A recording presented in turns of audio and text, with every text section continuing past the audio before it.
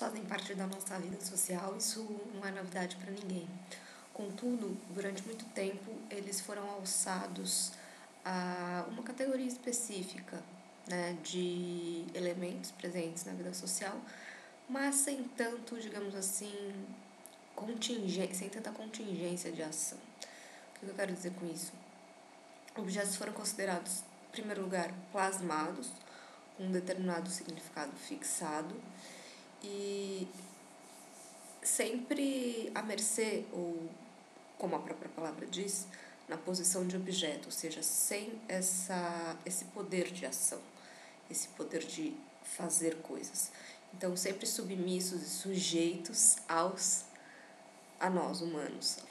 Pois bem, se a gente quiser retomar aquela ideia de trazer os objetos para o bojo da análise das práticas sociais, até para entender, por exemplo, fenômenos sociais contemporâneos como o consumo, eu acredito que é essencial a gente reformular e repensar a maneira como a gente tem lidado e trabalhado com os objetos dentro do campo das ciências sociais.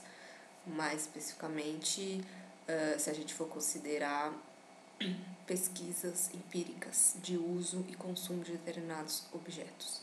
O que eu quero dizer com isso é que, já como preconizam os Cultural Studies, é muito provável que a gente precise olhar para as práticas cotidianas para entender o consumo.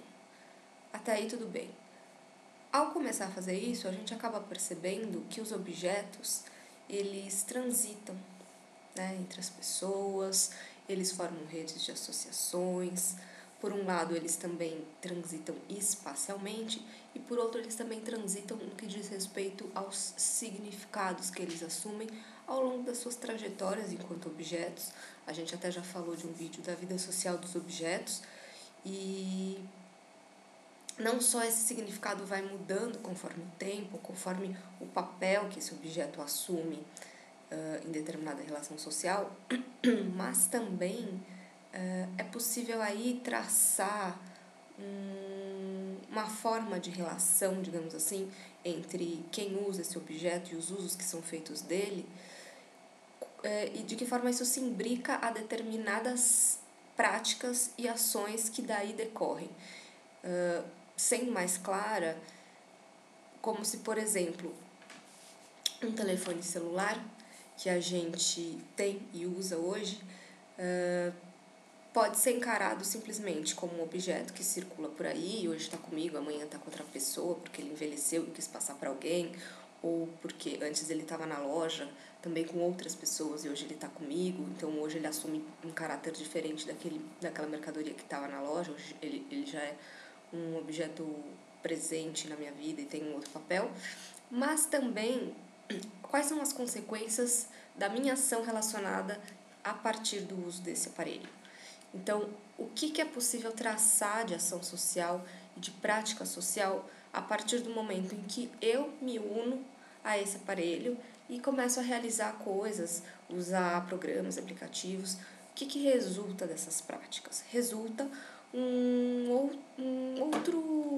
outra forma, outras consequências sociais a partir daí que permitem a gente entender determinados fenômenos. Então, o que eu quero pontuar aqui é a importância da gente considerar toda essa questão da relação humanos e objetos. Latour já traz isso, né? Já vem trazendo há alguns anos essa reflexão dos objetos enquanto actantes, ou seja, ao nos unirmos, ao nos associarmos aos objetos, o nosso campo de ação, de possibilidades de ação fica muito maior, fica muito mais amplo. E aí a gente vai pensando, começa a pensar também graficamente, através dessas metáforas conceituais, como, por exemplo, a ideia da criação de uma rede sociotécnica. Então, pensar as relações sociais e tudo que se desenrola a partir das nossas práticas cotidianas com o uso do objeto, enquanto um emaranhado de ações e consequências que tem não apenas como fruto principal da ação o ser humano, né, nós, agentes. Os objetos também são frutos da geração de determinadas práticas e eles também agenciam novas possibilidades a partir do momento em que se conectam a nós e nós nos conectamos a eles. Então, é como se também o nosso campo de ação, as nossas possibilidades de ação ficassem muito mais ampliadas a partir daquilo que determinado objeto pode causar. Por exemplo, uma fechadura de uma porta. A nossa interação com uma fechadura de uma porta, ela permite que a gente abra a porta e gere uma determinada ação. A fechadura sozinha não abre.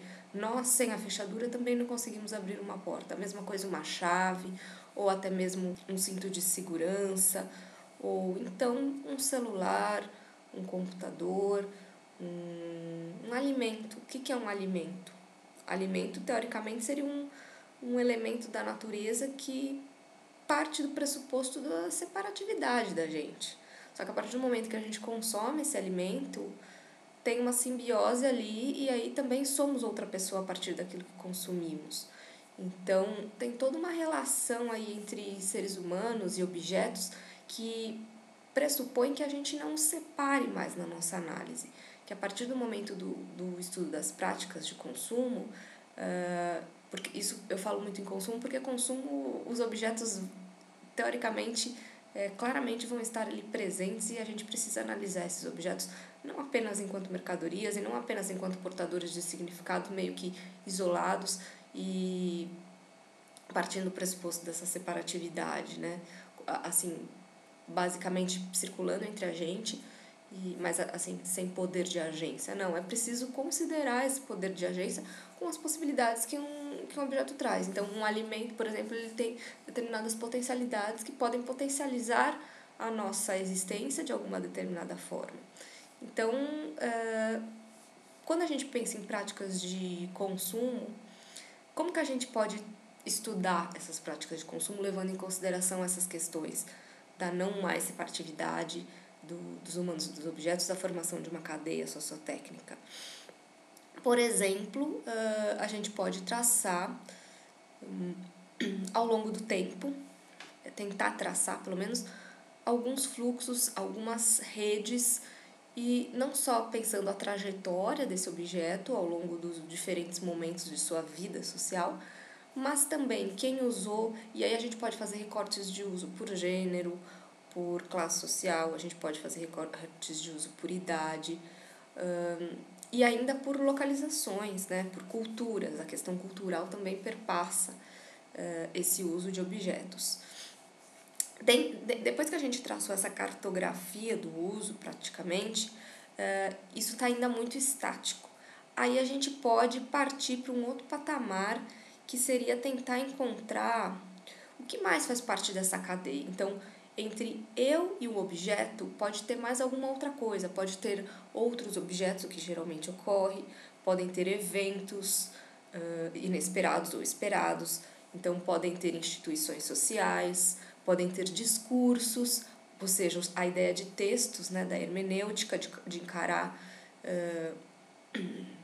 cenários, processos enquanto textos que podem ser lidos. Então, nessa cadeia, ela vai se compondo e vai ficando meio que multidimensional para a gente analisar esse processo. Aí a gente vai começando a ter alguma noção do que está acontecendo na vida social e de que forma que essa prática de verdade ela é constituída. Depois disso, de tentar traçar algumas das associações, porque a gente não vai conseguir traçar todas, até porque se a gente for estendendo a rede, a gente vai cair no universo, né? Tamanha imbricação, tamanho imbricamento dessas relações. Mas daí a gente pode sim começar a pensar em relações não só de causalidade, que eu acho que fica muito chapado, muito uma análise muito mais plasmada ali, mas a gente pode pensar nessas inter-relações e relações de força entre determinados fenômenos, entre determinados fluxos e redes, que pontos de convergência existem, que pontos de atrito existem, que pontos de intersecção existem, e a partir daí a gente vai traçando todo um cenário desse fenômeno social que a gente quer estudar. Então essas são algumas ideias que são, enfim, parte da minha tentativa de lidar com isso metodologicamente. Quem tiver interesse, eu vou colocar nas referências como eu fiz esse exercício, tanto na minha tese de mestrado quanto na de doutorado. Então, no mestrado eu usei a ideia do consumo e pensei nos cartões de crédito. No doutorado eu usei a ideia do celular para tentar fazer esse exercício metodológico. Então, é interessante, quem quiser uma referência sobre isso também. E, claro, Latour é a base de tudo, desse tipo de abordagem. Então, espero que vocês consultem e se divirtam com essa forma de enxergar a vida social.